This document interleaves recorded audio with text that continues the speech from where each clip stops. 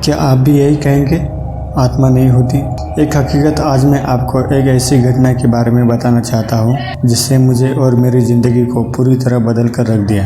मुझे सोचने के लिए मजबूर कर दिया कि क्या उस रात मैंने जो देखा वो सच था या फिर मेरा वहम। सुनने या पढ़ने वाले भले ही इसे एक मनगढ़ंत कहानी मान ले, लेकिन वो कहते हैं ना, जिस पर बीतती है वही उस दर्द को समझ सकता है। ऐसा ही कुछ मुझ पर बीता जिसे मैं आप सभी को सुनाना चाहता हूँ। बात आज से लगभग 3 साल पहले की है, जब मैं अपने करीबी दोस्त की शादी में शामिल होने के लिए उसके गाँव गया था। हम दोनों दिल्ली की एक कंपनी में साथ काम करते थे, लेकिन उसका परिवार राजस्थान के एक छोटे से गाँव से संबंध रखता था। उसके विवाह से जुड़े सभी आयोजन वही गांव में ही होने थे, इसलिए उसकी शादी से 3 दिन पहले मैं वहां जाने के लिए निकल पड़ा।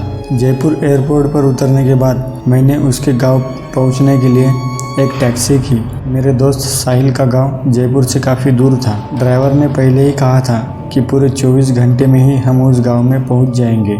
सफ़र लंबा था, इसलिए टैक्सी ड्राइवर से बातें भी शुरू हो गई।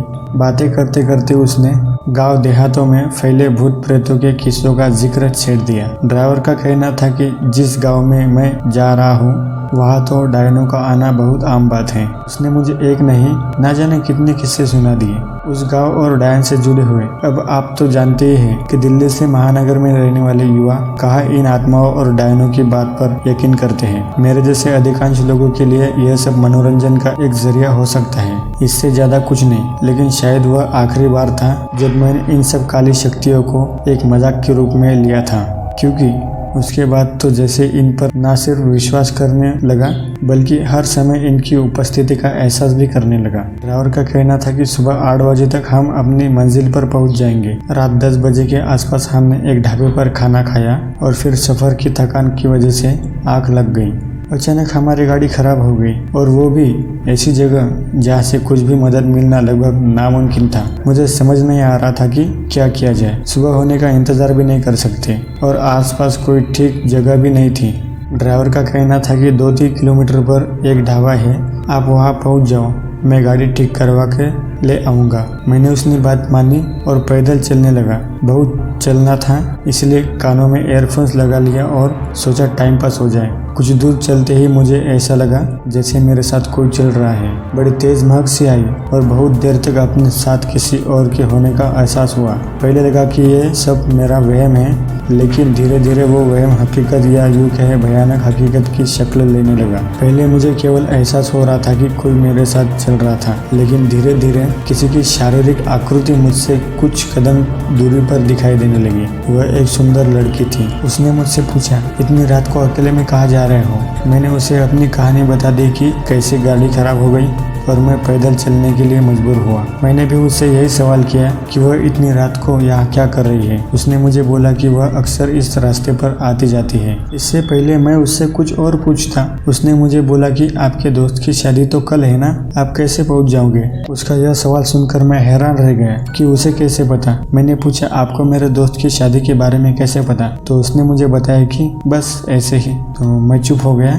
उसने अपना नाम कविता बताया था। फिर वह कोई अजीब सा गाना गुनगुनाने लगी और मैं चुपचाप उसके साथ चल रहा था। आगे बढ़ा तो एक सामने बड़ा और घना पेड़ दिखाई दिया। मैं उसकी तस्वीरें उतारने लगा तो उस लड़की ने मुझे ऐसा ना करने को बोला। मैंने पूछा क्यों? तो उसने बोला, रात के समय तस्वीरें नहीं उतारते। मैंने अपना कैमरा अंदर रख लिया। मेरी नजर अचानक पेड़ से थोड़ी दूर पर खड़ी औरतों पर गई। तीनों औरत धीरे धीरे मेरे पास आने लगी। जैसे जैसे वो पास आती गई उनका चेहरा नजर आने लगा जो बहुत ही डरावना था। वह मुझे अपने पास बुलाने लगी। कविता ने इनका इशारा देख लिया और मुझसे तेज चलने के लिए बोला। मैं चलने क्या, भागने लगा। थोड़ी ही दूर आते ही वो औरत गायब हो गई और मैंने कविता से पूछा कि वो कौन थी। उसने बताया कि वह इस गांव में पिछले कई 100 सालों से घूम रही है। गांव के लोग उन्हें बुरी आत्मा कहते हैं। आपको उससे बचाने के लिए मैं आपके साथ आई हूँ। मैंने पूछा, तुम कैसे बच सकती हो? फिर उसने इसका कोई जवाब नहीं दिया। हम बहुत दूर निकल आए थे। कविता ने कहा कि ढाबा आने वाला है और रास्ता भी सुरक्षित है, अब मुझे चलना चाहिए। मैंने कहा, तुम आगे तक नहीं जाओगी?